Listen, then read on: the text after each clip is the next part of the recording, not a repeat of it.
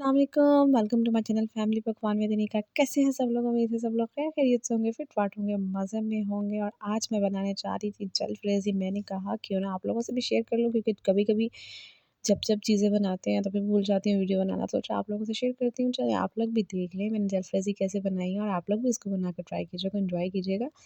बहुत ही मज़े की बनती है, बहुत आसान है। 15 मिनट्स में आपकी जलफ्रेज़ी रेडी हो जाती है। अगर सब कुछ आपने कटिंग की हुई है तो कटिंग करना ही काम है, अदरवाइज़ सब कुछ रेडी है।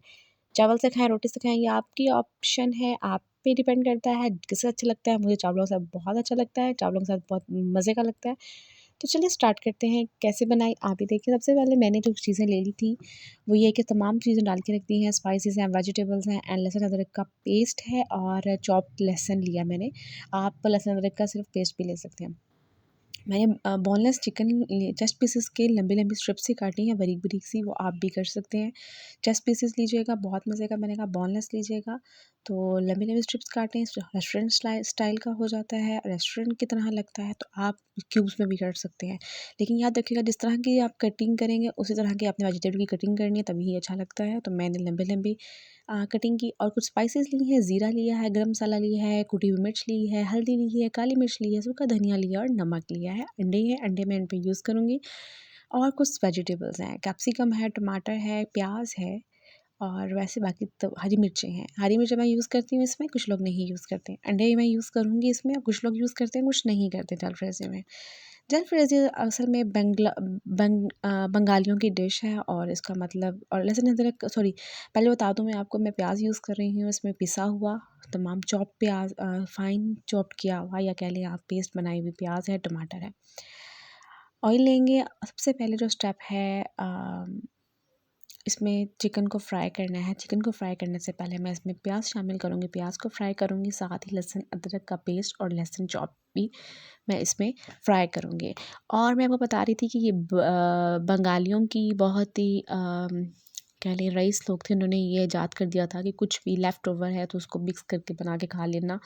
तो ये उन लोगों की डिश थी, तो जो चलती वेरिएशन करते हर किसी ने अपने स्टाइल से बना ली है, पाकिस्तानी ने अपने स्टाइल से बना ली है, तो मैं अपने स्टाइल से बना रही हूँ। तो सो आप भी इसको एंजॉय कर सकते हैं। मैंने इसमें प्याज में लहसुन अदरक का पेस्ट, लहसुन चॉप्ड डाल के जितना भून लिया है, और जब उसके थोड़ा कच्चापन ख़त्म हो जाएगा तो मैं इसमें डाल दूँगी अपने तमाम बोनलेस चिकन की स्ट्रिप्स डाल दूँगी। और मैंने आप चाहें तो फुल मुर्गी बोनलेस करवा लें, लेकिन वो इतने मज़े का नहीं बनता। मैंने ऐसे ही किया था, फुल मुर्गी बोनलेस थी, उसकी बड़े मुश्किल हुई मुझे स्ट्रिप्स काटने में।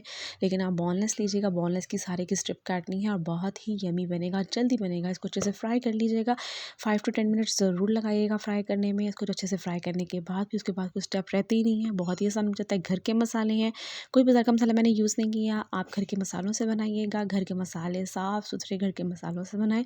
बहुत ही लज़ीज़, बहुत ही मज़े की रेस्टोरेंट स्टाइल से बनती है, रेस्टोरेंट टेस्ट आता है।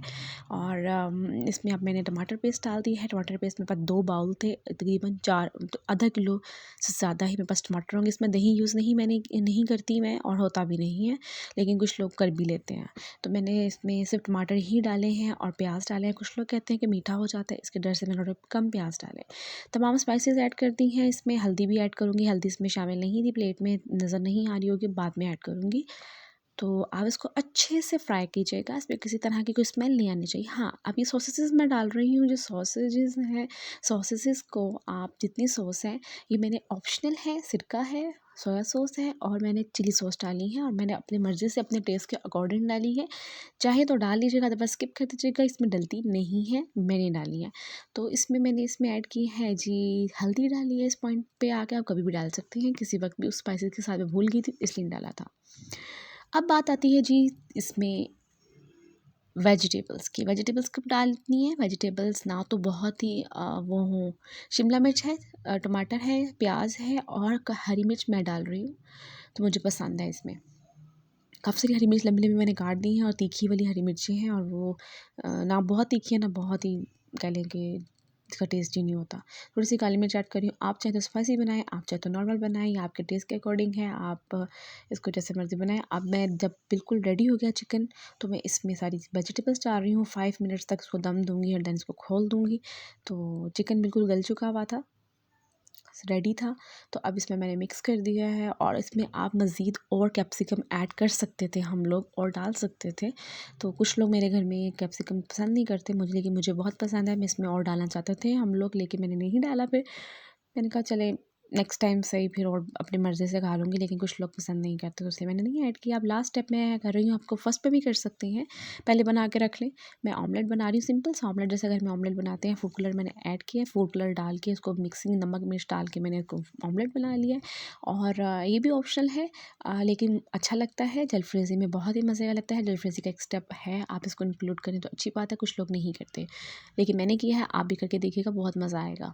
اس کو اب میں ریبنس میں کاٹ کے, جس طرح ہم اکثر فرائڈ رائس بناتے ہیں تو اس میں ہم ڈالتے ہیں سیم ایز ہم ریبنس کاٹیں گے اور ریبنس کر کے اس کو گارنش کر دوں گی اوپر. اس کو پکانے کی ضرورت نہیں ہے بیچ میں, یہ آلریڈی پکا ہوا. اگر دم میں ڈال بھی دیں گے تو اچھا فلیور دے گا. آپ کر کے کھا کے دیکھیے گا اور مجھے بتائیے گا. ان شاء اللہ تعالیٰ آپ کو بہت پسند آئے گی جلفریزی. اور یہ بہت ہی سمپل ہے, سب سے آسان ترین ڈش ہے. لیکن مین ہے کٹنگ کا. ویجیٹیبلس کٹنگ ہوں گی تو 15 منٹ میں آپ کی ڈش تیار ہے. اگر گیسٹ آ رہے ہیں تو فوراً بنائیں اور فوراً پیش کریں. یہ دیکھیں میں نے انڈوں کو اوپر ڈال دیا ہے, اوپر ڈال دوں گی اور اس کو ڈھک دوں گی. جب میں نے اس کو سرو کرنا ہوگا دین میں ڈش آؤٹ کروں گی اور سرو کر دوں گی. It's ready now. انجوائے کیجیے گا اور اس ریسیپی کو مجھے بتائیے گا کہ آپ لوگوں نے کیا بنائی اس طریقے سے, یا اس سے بھی اچھی بنا لی ہے. سو میں نے کیسے بنائی ہے, آپ کو اچھی لگی تو پلیز مجھے کمنٹ باکس میں بتائیے گا. اور آگے آپ مجھ سے کیسی ویڈیو آپ کو ریسیپیز لے کے آؤں مجھے ضرور بتائیے گا. اور انجوائے کیجیے گا جلفریزی کو, چاہے آپ چاول سے کھائیں چاہے روٹی سے کھائیں, یہ آپ پر ہے. مجھے چاولوں سے پسند ہے, چاولوں سے آپ بھی کھا کے دیکھیے گا. ملتی ہوں نیکسٹ ویڈیو میں ان شاء اللہ تعالیٰ. ٹیک کیئر, اللہ حافظ, بائے بائے.